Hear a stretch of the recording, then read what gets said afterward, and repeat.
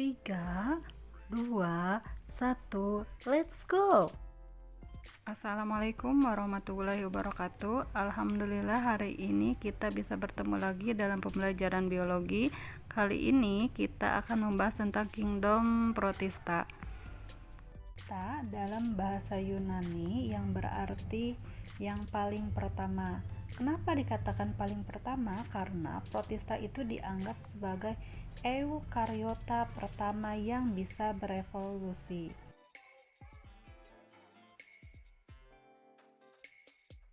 Memperoleh makanannya yaitu ada heterotrof dan autotrof. Jamur, ada protista mirip tumbuhan, ada protista mirip hewan. Tahukah kamu protista mirip jamur itu apa? Protista mirip jamur atau jamur protista adalah organisme eukariotik saprofit mirip jamur yang dinding selnya tidak tersusun oleh kitin. Protista mirip jamur tidak dimasukkan ke dalam kingdom fungi jamur karena struktur tubuh dan cara reproduksinya yang berbeda dengan kelompok jamur sesungguhnya. Protista mirip jamur dibagi menjadi 3, yaitu Mycomycota atau jamur lendir. Yang kedua ada Acerasiomycota atau jamur lendir seluler. Kemudian yang ketiga ada Oomycota atau jamur air. Mycomycota atau jamur lendir plasmodial memiliki ciri bersifat heterotrof, reproduksi secara generatif atau plasmodium. Secara vegetatif, peleburan gamet menjadi diploid, kemudian habitatnya di tempat yang lembab dan basah. Plasmodial itu massa sitoplasma berinti banyak dan tidak dibatasi oleh dinding yang kuat. Plasmodium bergerak dengan gerakan ameboid atau menggunakan pseudopodia. Yang berikutnya yaitu Ascaromycota atau jamur lendir seluler memiliki ciri heterotrof, fase makanan soliter dan agregat, kemudian reproduksinya secara vegetatif atau membentuk buah atau fainting body. Kemudian secara generatif yaitu sengimel sel amoeboid.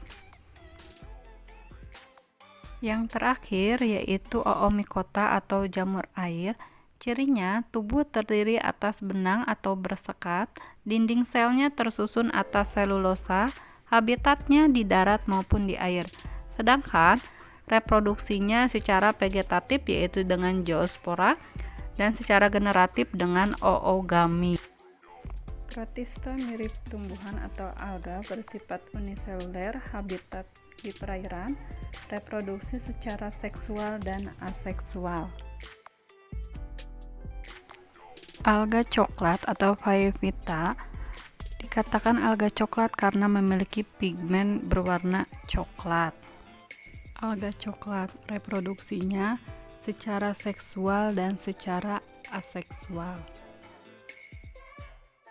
Alga merah atau Rhodophyta memiliki chromatophora, yaitu pigmen yang mengandung sel-sel yang dapat menghasilkan cahaya.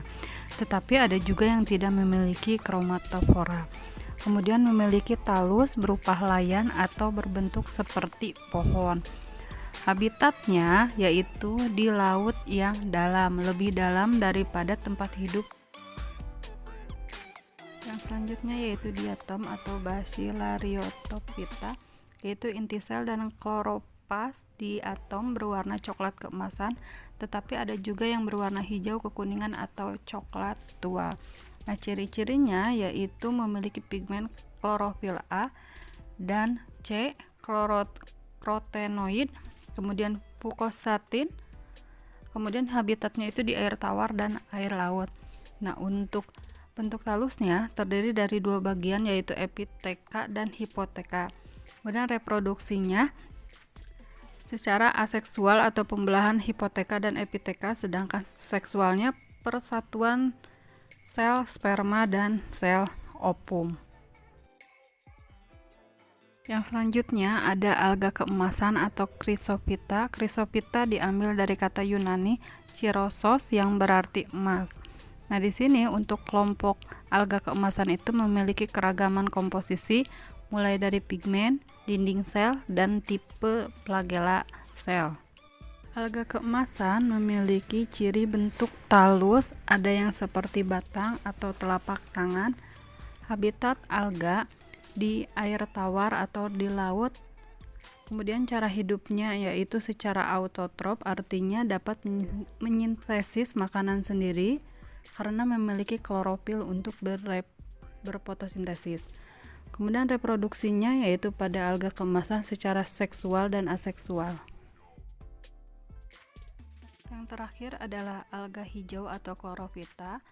Pigmennya itu memiliki klorofil A, B, beta karoten, xanthofil. Kemudian habitatnya 90% di air tawar dan 10% di air laut. Sedangkan bentuk talusnya benang, lembaran atau bola. Kemudian reproduksinya secara aseksual disebut dengan zoospora. Kemudian secara seksual disebut konjugasi. Itu untuk yang alga, makanya disebut kenapa alga hijau, karena ya tadi memiliki pigmen yang berwarna hijau dan bisa mengalami fotosintesis.